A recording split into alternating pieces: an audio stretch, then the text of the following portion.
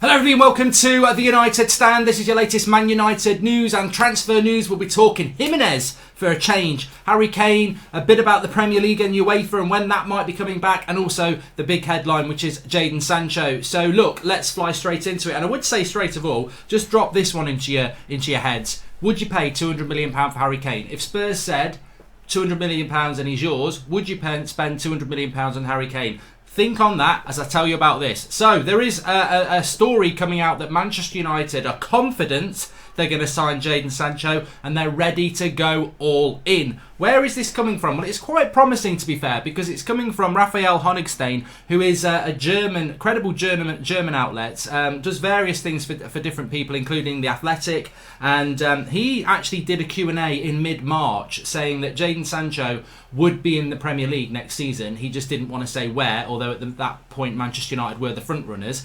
And in the last sort of 24 hours, he's also reportedly said that unofficial sources from Manchester United have said that they're confident that they're going to sign Jadon Sancho, and that with other people dropping out, they're ready to go all in. So this is another indication that this story is moving through the gears. It's moving through the we want Jadon Sancho. Jadon Sancho's doing a few Insta posts with United people in the background. He's saying hi to Marcus Rashford on Instagram. I mean, bloody hell, is this how desperate we are? I mean, I see this every day. Oh, look, Jadon Sancho's on the same Instagram story as Rashford. He's definitely coming. We've seen this crap before. What I want to see is credible people talking about it, and I think more and more we are seeing this. The only thing I would say about this is the Q&A in mid-March, where he said that Sancho would definitely come to the Premier League. Well, in mid-March, we weren't in a lockdown. In mid-March, were we still going to football matches? So things, the world of football and the world in general has changed a lot from that Q&A. So I don't know about that.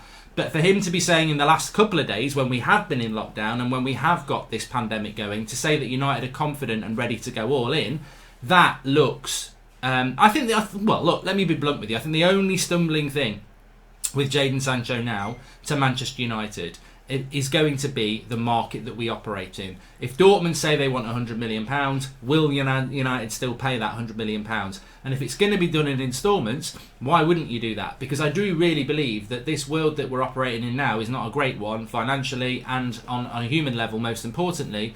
But I do feel it's a pause button in relation to the financial markets and in relation to football specifically.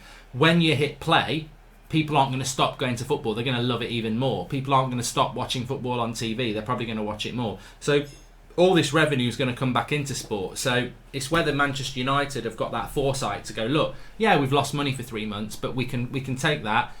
But if we bring Jadon Sancho in, we're going to make a hell of a lot more money. So hopefully that's what it means with Sancho.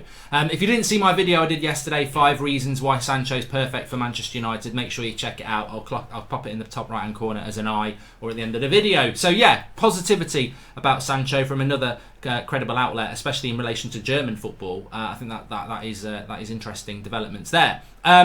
Second thing I want to talk about is is a story from Raul Jimenez at Wolves. He's basically come out and said that he hasn't got a release clause in his contract. He was bought for £35 million and Wolves won't sell him for any less than that.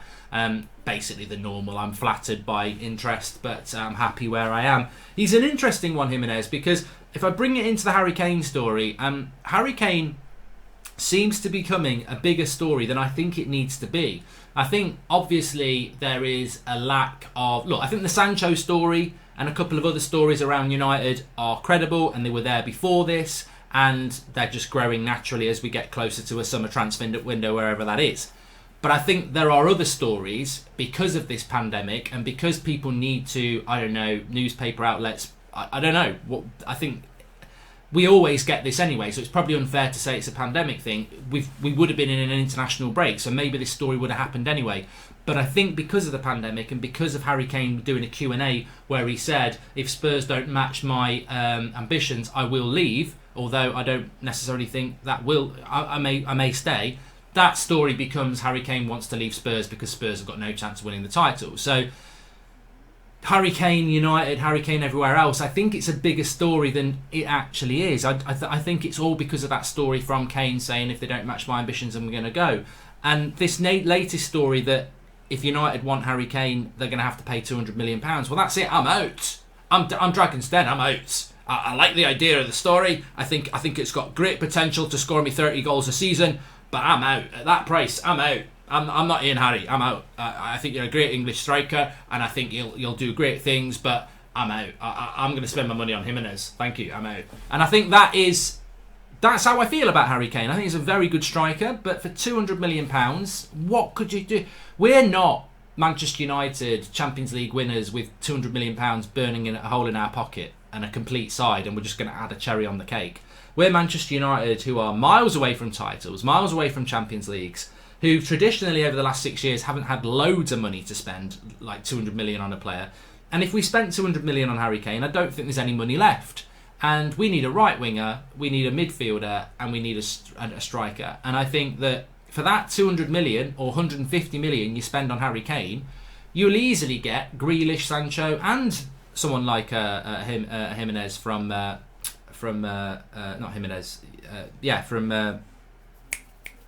Wolves. So I like Harry Kane. I think he's a good striker. I think a lot of us would take Harry Kane, but for me, 200 million, it's a big fat no. I think you can halve it, and I'd think about it. You know, I think even £100 million for Harry Kane, I would think about it. And there's no way Spurs are going to let him go for £100 million when he's a proven striker who's got 3 or 4 years left on his contract. So it's just a no. It's a no deal with Harry Kane as far as I'm concerned. And I'd be far more interested in a Jimenez from Wolves, who you'd get for probably 50 million, and he would do the job better for us. Because just to dwell on this a minute, if you bring Harry Kane in, I've got to play every game. I'm Harry Kane. I'm going to play every game. So I think if you bring Jimenez in, he comes in and he go a bit like a Garlo, but I think Jimenez is better than a Garlo. He'd come in and go, yeah, I want to play every week, but I realise I've got to fight it out with a really good player like Martial. That's what United need. United need a player that's going to come in, but not necessarily be, I'm playing every week, is willing to realise that they won't play every week. They'll have to battle it out with people like Martial and Rashford, etc. So I think a Jimenez would suit United better. I don't know what you think. Talking about football, UEFA have apparently sent out a letter to all the football clubs across Europe saying that there is a hope that they can bring football back in July and August. The reason, and it's a last resort for leagues to consider voiding it. So that is interesting. But this afternoon, there is a video call apparently with the Premier League and the EFL, which is the Football League, and other league, and the PFA I think as well, and the Managers Association, the LMA. And they're all going to be talking about the options from this point. And apparently, there was a leak last night that there is a growing concern with the Premier League that they're running out of options in relation to what to do. And maybe the voiding of the season will be on there. So watch out for that later this afternoon or at points today. I think there'll be some leaks coming out from that. But UEFA very much saying that July, August should be the time to finish your domestic seasons. They're even talking about letting leagues finish their domestic seasons, then doing the Champions League and the Europa League after that. So I think at the moment, with regards to football, we are looking at a possible return and finish of seasons and domestic trophies and European trophies in July and August. But it's a movable thing. It's a movable thing. And I don't want to bore people with what's going on. Well, I say bore, it's not boring, it's just that we're a football channel. We're in the peak. We're heading towards the peak of this pandemic in the UK. And I think Spain and Italy hopefully are at the top of the peak and they're going to start coming down. But when that comes down, it can go up again if you release the restrictions that are in place. So I think in a month's time we'll have a better idea of where the world is, and then football will have to wait and see where that is. So I just think whatever happens, voiding the season, and I know some people want to be dramatic and say, yeah, let's just void it, because I think it's not a decision to be made yet, but doesn't mean that it won't be a decision made. So we'll have to wait and see on that one. Also, I sort of discussed this last night on the watch along for the 99 final. Roma apparently are going to send Chris Smalling back. They don't see a deal with Chris Smalling being a possibility, and they're looking at Lovren from Liverpool. I'm quite surprised by this, because I don't think there'll be any shortage of takers for Chris Smalling. I don't understand why Roma don't want him. I can only think it's to do with money. There's not a lot of money in Italian football, and Chris Smalling has been fantastic for Roma, but maybe Roma are looking a little bit long term, and maybe the wages of Chris Smalling are prohibitive, and maybe their transfer budget is not what they thought it was going to be. I don't think Chris Smalling's coming back because he failed at Roma. I just think it will be a financial issue. Chris Smalling's done very, very well for Roma. And I don't think he's got a future at Manchester United, Chris Smalling, but I think he's had a... I rate Chris Smalling, always have. I know a lot of you don't, and I know some of you do, but I do rate Chris Smalling.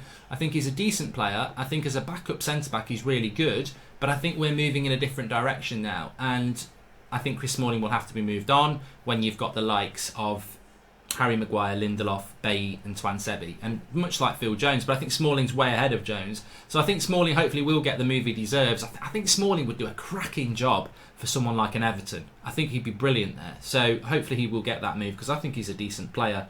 And yeah, we'll just have to wait and see what happens with Smalling. But look, if we're making harsh decisions about someone like Smalling, who to be fair has always given his all for the shirt and has helped us out when we've had injuries. I remember Smalling coming in and playing 2 or 3 months and being superb for us. If we're going to make harsh decisions like that on Chris Smalling, that he's not part of our future, I hope we're going to make really harsh decisions on the likes of Alexis Sanchez, who is just basically, you know, doesn't want to be at our club, forced his way out. The club that he forced his way out to doesn't want him either, so he's coming back. I'm just like, get him another loan, get him out of the club, because he is a negative impact on what we're trying to build as far as I'm concerned. So, look, very interesting developments today then, around Sancho. Get in the comments, give us your thoughts. I still think in relation to Sancho, we are, as I said a few days ago, this is all very positive news from credible people. But I said this 3 or 4 days ago, didn't I? I think the Sancho deal now is about the Glazers. It's about whether the Glazers are still going to sanction a £100 million deal in the current financial crash that we're facing. And that, if this deal doesn't happen, I think it's going to be because United don't want to pay the money anymore. If we do want to pay the money, and I would encourage us to do it, because you could do it in instalments and the money will come pouring in when football comes back. I hope we're still going to do it, but that's the only reason I can see it not happening now. Thanks everyone for watching. Smash a like on the video. The order of play for today is as follows. At 1 PM we're live with Darren Bent. Flex and Darren Bent are doing like a Q&A live, so that'd be interesting. Former Spurs and Charlton striker, now a pundit. I think he is. There's various pundit works. That'd be interesting. 8 o'clock tonight with me. I'm looking forward to Friday night, 8 o'clock. Have a beer and that'd be good. It is the weekend, of course. You've got to separate the weekend. And I think I'm doing my FIFA stuff. If anyone's interested, at about 6:30 tonight on my channel, Mark Goldbridge. That's football. Thanks everyone for watching. Smash a like on the video, and I'll speak to you all soon.